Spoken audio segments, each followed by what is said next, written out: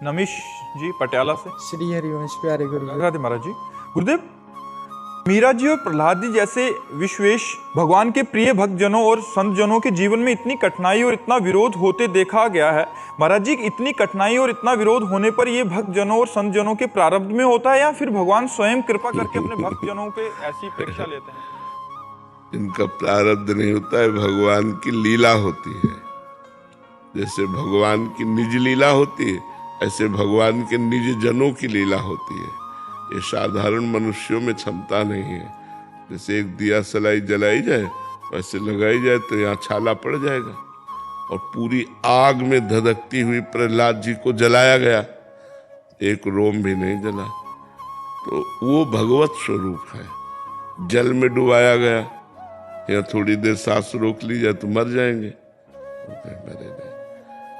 जहरीली गैस के कुंड में बंद किया गया, सांपों के झुंड के बीच में छोड़ दिया गया, पर्वत के नीचे दबाया गया, मंत्रों द्वारा मारण का प्रयोग किया गया, कृत्या उत्पन्न की गई, कुछ नहीं। ये भगवान की लीला जैसे दिव्य होती है, ऐसे भक्तों की दिव्य लीलाएं होती हैं।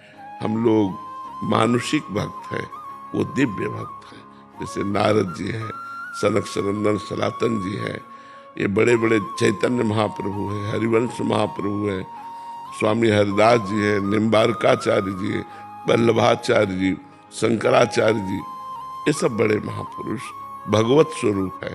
तो इनकी भगवत स्वरूप लीलाएं होती हैं।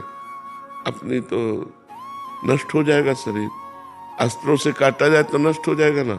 प्रहलाद जी का अस्त्रों से काटा गया शरीर नष्ट नहीं हुआ। हाथी से दबाया गया तो एक हाथी से अगर दबाया तो पिच जय हो जाएगा, वहां कुछ नहीं हुआ। उनका दिव्य शरीर था।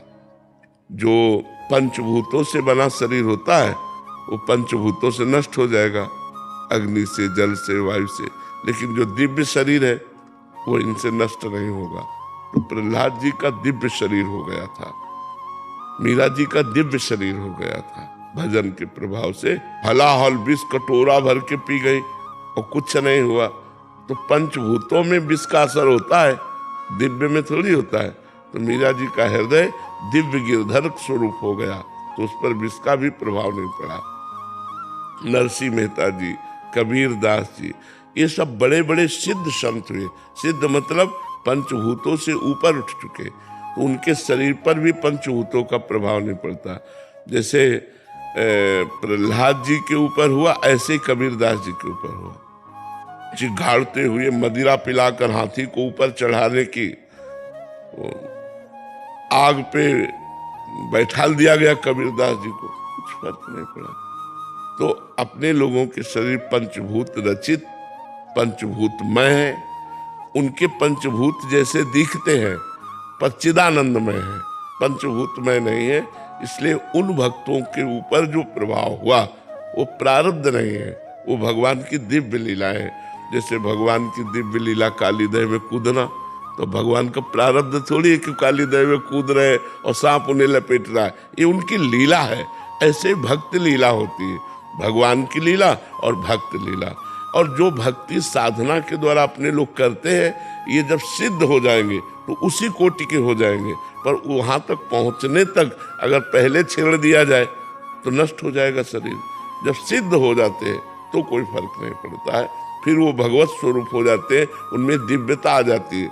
जैसे जो सिद्ध संत हो गए, एक ही समय में कई जगह देखे गए, कई जगह देखे गए कि ये तो वहां भी थे, वहां भी थे, वहां। तो अब उनका पंचभूत शरीर तो एक ही जगह रह सकता है, अब शरीर दिव्य हो गया तो कई जगह दिखाई दिए। एक बाबा रहते थे, नागा बाबा, वो बच्चों के साथ खेलते रहते थे, ऐसे नंग धड़ंग रहते थे, वो हष्ट पुष्ट शरीर। तो कुछ उद्दंड जवानों ने, मतलब मानसिकता जो उनकी गिरी हुई थी, तो एक वैश्या को तय किया और कहा बाबा को आप परेशान करना। तो बच्चों के साथ खेलते हुए बाबा को कमरे में ले गए, बच्चों को निकाल दिया और वैश्या को बंद कर दिया। थोड़ी देर में वैश्या की चीखने की आवाज आने लगी, तो दरवाजा खोला गया तो देखा गया पीली वाली ततैया ना सैकड़ों वैश्या के ऊपर चपके, बाबा आई नहीं हुआ। बाबा गांव के किनारे बच्चों के साथ खेल रहे हैं, तो वो दिव्य हो गया ना शरीर। पंचभूत शरीर तो नहीं क्रॉस कर सकता दीवार को, लेकिन दिव्य शरीर क्रॉस करके दीवार से वो बाहर हो गए। और वहां उनकी लीला, वैश्या को सोचना चाहिए था कि हमको तय किया जा रहा है एक संत को गिराने के लिए, तो उसको दंड मिला। सैकड़ों ततैयां पीली वाली जो बड़ी होती है वो सब चिपकी, वो चीख रही थी वो। तो जो भजन करते हैं, भजन करते करते उनका शरीर दिव्य हो जाता है। फिर उनके साथ जो भगवान लीला करते हैं, वो ये दिखाने के लिए कि मेरे भक्त में इतनी क्षमता, इतनी सामर्थ्य होती है। वो प्रारब्ध नहीं होता, ऐसा प्रारब्ध नहीं होता। महाराज जी कोई ऐसी प्रक्रिया भी है जिससे आपका सारा कष्ट इधर ट्रांसफर हो जाए, आप स्वस्थ हो? ऐसी कोई प्रक्रिया नहीं। हाँ नहीं, निज निज को न काहू के सुख दुख कर दाता, निज कृत कर्म भोग सुन भ्राता। इस शरीर का निज कर्म है, इसलिए निज शरीर को ही भोगना पड़ेगा। आप लोग सुखी रहे, आनंदित रहे, हम सुखी हैं।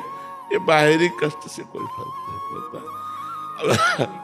अब जिनके भक्त आग में जलाए गए कोई कष्ट नहीं हुआ, है तो उन्हीं के भक्त। हाँ उस कोटि के नहीं है, पर है तो उन्हीं के भक्त, तो उन्हीं का प्रभाव है कि शरीर में कष्ट ये सब है, पर उसका प्रभाव नहीं। मन आनंदित है, मन प्रसन्न है।